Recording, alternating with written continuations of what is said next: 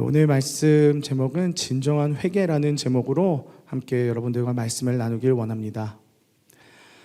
사람은 자신이 잘못했을 때 그 잘못을 가리려고 정당화하려는 그런 모습들이 있습니다. 뭐뭐 때문에 어쩔 수가 없었어. 이건 내 잘못이 아니라 다 너 때문에 벌어진 일이야. 네. 이렇게 우리는 내 잘못에 대해서는 이렇게 눈을 가려버리고 남 탓을 한다든지, 아니면 내 잘못에 대해서는 전혀 인정하려 하지 않는 그런 모습을 보입니다. 창세기 3장을 보면요, 아담과 하와가 사단의 꿰매 넘어가 선악과를 먹은 그 범죄를 저지른 이후에 아담과 하와는 서로의 죄를 인정하기보다는 서로 이제 변명하고 핑계대며 아담은 하와 때문에, 하와는 뱀 때문에 자신이 범죄할 수밖에 없었다라는 이야기를 하나님께 합니다.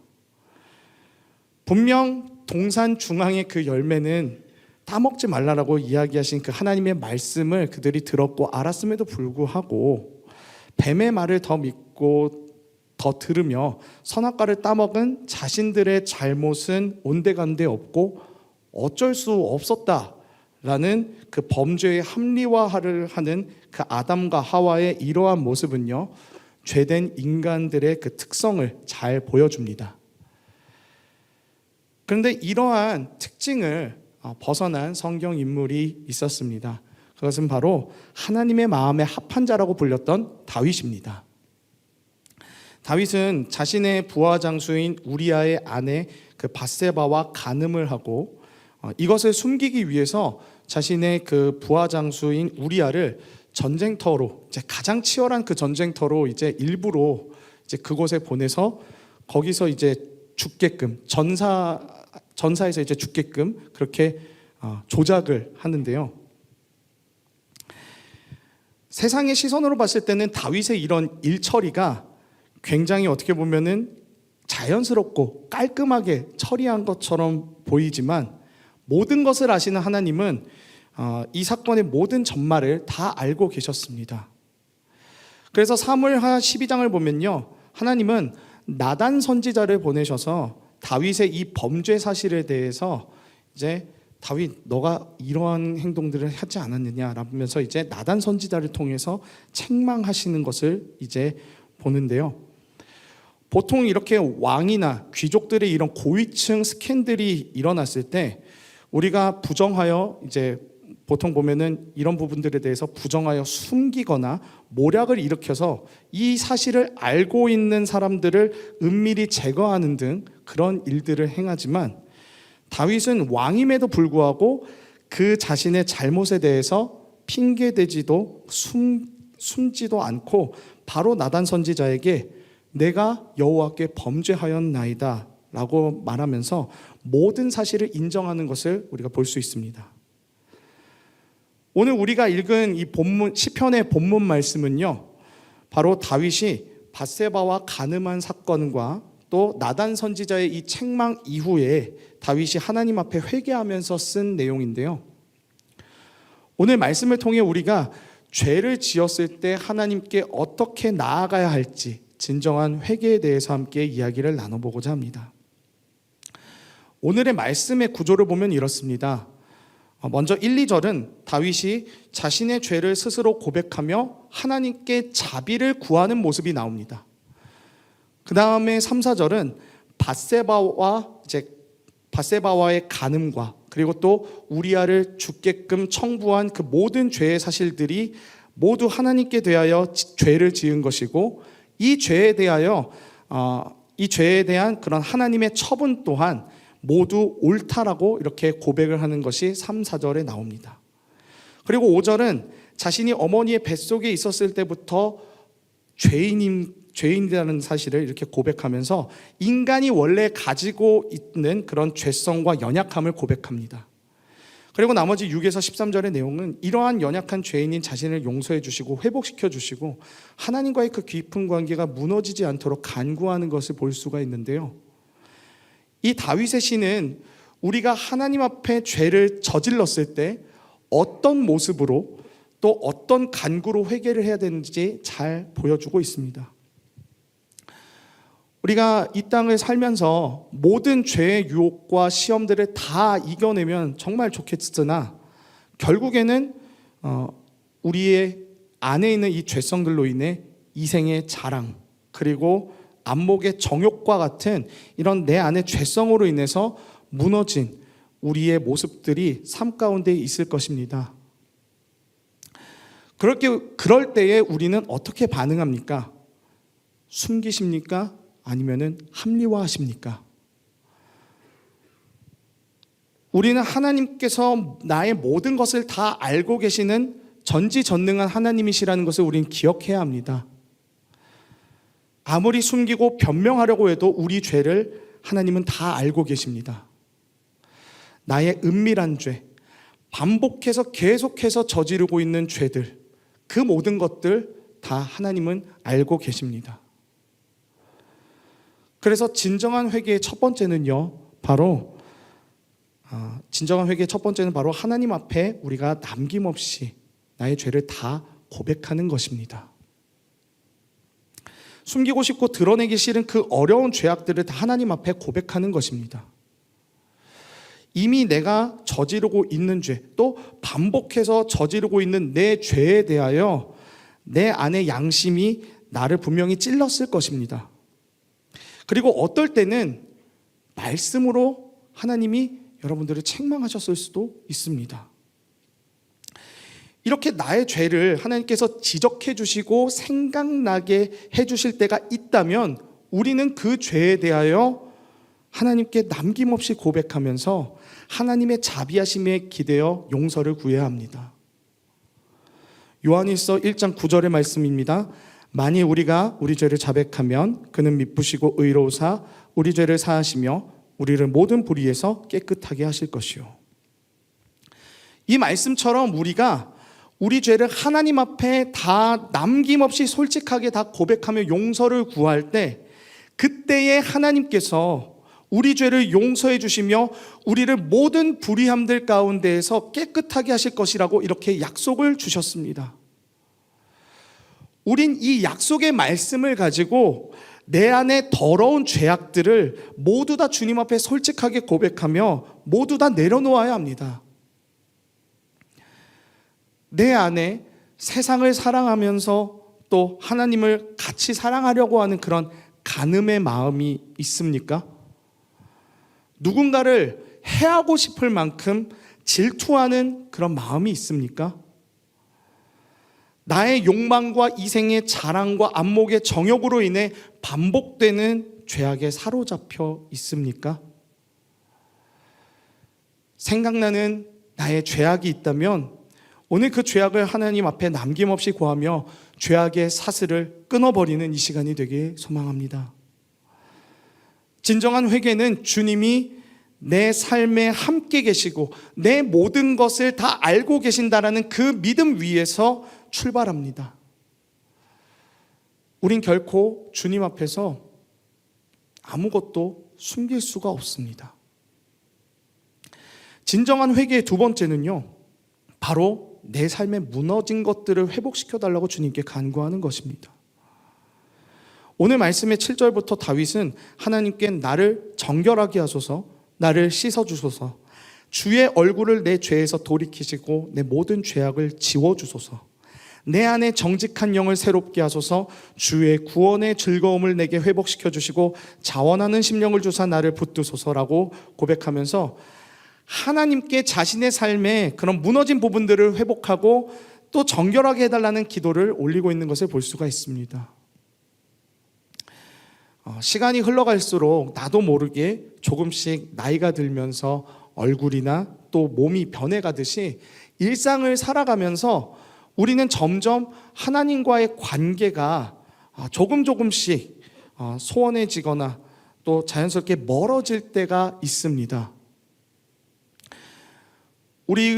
우리가 하나님과의 그 관계가 소원해지고 멀어지는 요인들은 정말 많겠지만 그 중에 특히 우리가 하나님과의 관계가 소원해지고 멀어질 때는요, 바로 내가 이 땅에서 진행하는 일들에 엄청나게 몰두해 있거나 혹은 내가 지금 하고 있는 일들이 너무나도 잘 나갈 때, 우리는 하나님과의 그 관계가 멀어지는 것을 볼 수가 있습니다. 일에만 몰두해서 하나님을 놓쳐버린다든지, 아니면 일 자체를 내가 너무나게 수월하게 하니까 역시 나는 하나님 없어도 나는 너무나도 잘난 존재야 라면서 이렇게 교만에 빠져 있다든지, 그래서 나 자신에 취해서 하나님을 찾지 않기 때문에 이렇게 하나님과의 관계가 느슨해지거나 죄를 저지르기 매우 쉬운 그런 상황들이 벌어지곤 하는데요. 다윗이 범죄하던 때도 바로 이렇게 이스라엘이 좀 잘 나갈 때 이렇게 밧세바와의 간음을 저질렀습니다. 사무엘하 10장을 보면요, 이스라엘은 안몬과 또 아람을 물리치면서 그야말로 승승장구를 합니다. 그런데 그 다음 장인 11장을 보면은 바로 이렇게 이스라엘이 다 잘 나가는 때에 다윗이 밧세바와 간음하는 것을 이렇게 볼 수가 있습니다.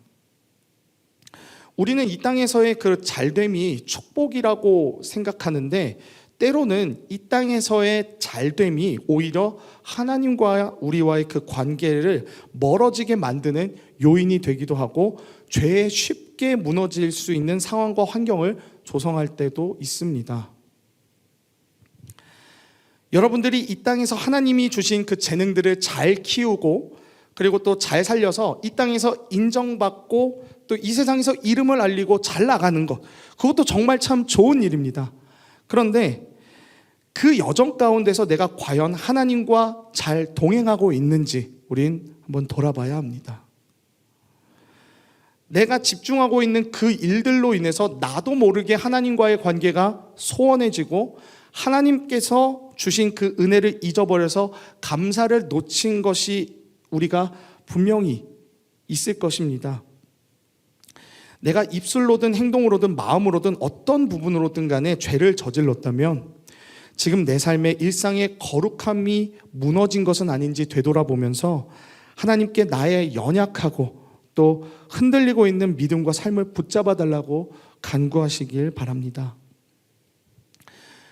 이 땅에서의 나의 잘됨보다, 이 땅에서 몰두하고 집중하는 일보다 더더욱 하나님과의 관계를 우선적으로 우리가 잘 세우면서 하나님과 동행할 수 있도록, 주님과 이 땅에서 잘 동행할 수 있도록 그렇게 우리가 살아가기 소망하면서 진정한 회개의 세 번째 부분을 나누고자 합니다. 진정한 회개의 세 번째는요, 바로 더 이상 죄에 거하지 않기 위해 새롭게 변화되는 것을 간구하는 것이라는 겁니다. 역사의 예수 그리스도의 탄생을 기준으로 BC와 AD가 이렇게 나누어지듯이 우리 삶의 회개함이 바로 인생의 BC와 AD가 되는 그 기준점이 되어야 한다는 것입니다. 회개하고 난 이후에 우리 삶이 새롭게 변화되는 그 방향으로 갈 수 있게끔 내 생활의 결단과 주님께 우리가 간구하는 그 기도들이 있어야 한다는 것입니다. 오늘 시편의 본문 말씀은요, 다윗이 범죄하고 난 이후에 하나님께 회개하면서 쓴 시입니다. 그가 이러한 시를 쓴 것은 하나님께 자신의 잘못에 대한 용서를 구한 것도 있었겠지만, 그는 이 시를 통해서 그때의 실수를 내가 결코 다시는 하지 않으리라, 이 실수를 내가 결코 잊지 않으리라 라고 생각하며 이렇게 기록한 것일 것입니다. 때로는요, 우리는 회개 기도만 하고 딱 끝나는 경우가 있습니다. 수련회 때 눈물로 막 기도하고 난 이후에 다시 죄의 습성대로 돌아가는 그런 사례가 참 많습니다. 왜냐하면요, 일상에서 기도와 말씀으로 무장하는 것이 수련회 때보다는 좀 덜하기 때문입니다. 일상에서의 경건 생활이 무너지면요, 결국 하나님의 기준보다 내 생각과 기준이 더 이렇게 들어오기 때문에 우리는 다시 나의 그런 잘못된 생각과 그런 잘못된 기준으로 그 길로 가게 될 수도 있고, 또 다시 죄에 빠질 가능성이 너무나도 더 커지게 됩니다. 그러기에 우린 죄에 대하여 내가 연약한 존재라는 것을 인정하고 다시는 그 죄에 빠지지 않기 위해서 우리가 날마다 기도와 말씀으로 무장하며 주님께 늘 간구해야 함을 결코 잊어서는 안 됩니다. 마음에 새기고 또 새겨서 내가 결코 이 죄에 넘어가지 않도록 삶 가운데에서 경건의 시간을 더 세우고 삶의 습관을 개선해 나가면서 조금씩 하나님의 자녀답게 변화해가는 모습을 우린 그 모습으로 나아가야 합니다. 주님께서 나의 죄를 끊임없이 용서해 주신다고 해서 그 죄사함에 대해 결코 가볍게 생각해서는 안 됩니다. 우리의 범죄로 인해서 예수님께서 십자가에서 살이 찢기시고 못 박히심으로써 피를 흘리셨기 때문입니다. 예수 그리스도의 죄사함의 은혜를 내 죄의 합리화를 위해 써선 결코 안 된다는 것입니다. 로마서 6장 1에서 3절 말씀입니다. 그런즉 우리가 무슨 말을 더하리요? 은혜를 더하게 하려고 죄에 거하겠느냐? 그럴 수 없느니라. 죄에 대하여 죽은 우리가 어찌 그 가운데 더 살리요? 무릇 그리스도 예수와 합하여 세례를 받은 우리는 그의 죽으심과 합하여 세례를 받은 줄을 알지 못하느냐? 나의 죄의 합리화를 위해서 예수님께서 주시는 그 죄 용서의 은혜를 이용하는 것은 결코 있을 수 없다라고 이렇게 성경은 말합니다. 하나님이 계속 용서해 주시니까 그러면은 나는 계속해서 죄 저지르면서 그렇게 살아가도 괜찮을 거야 라고 생각하는 것은 아니라는 것입니다. 그것은 죄된 내 삶을 그대로 편히 유지하기 위해서 주님의 십자가 보혈을 이용하는 것이고 그것이 죄를 합리화하는 것입니다. 주님께 회개하여서 용서받았다라는 것은 이제 내가 죄에 대하여는 죽었다라는 승리의 선포이자 사망 선고입니다. 이젠 죄된 내가 죽고 그리스도께서 내 마음 가운데 살아 계시기 때문에 나는 주님 안에서 새 사람이 되었다는 것을 말해줍니다. 진정한 회개는 잘못된 길을 돌이켜 주님의 길로 나아간다는 것을 뜻합니다. 죄된 내가 죽었기에 나는 더 이상 죄의 삶이 아니라 말씀이 인도하는 삶을 살 수밖에 없다는 것을 깨닫고 새롭게 변화된 삶으로 살아갈 수 있도록 간구하며 그렇게 기도하는 것이 진정한 회개라는 것입니다. 사랑하는 여러분, 여러분들을 괴롭히고 있는 그 죄가 혹시 무엇입니까? 그 죄가 나에게 달콤하게 느껴지고 전혀 나에게 고통으로 여겨지지 않는다면 우린 거기에서 빨리 돌이켜야 합니다. 마약에 중독된 사람이 마약을 고통으로 여깁니까?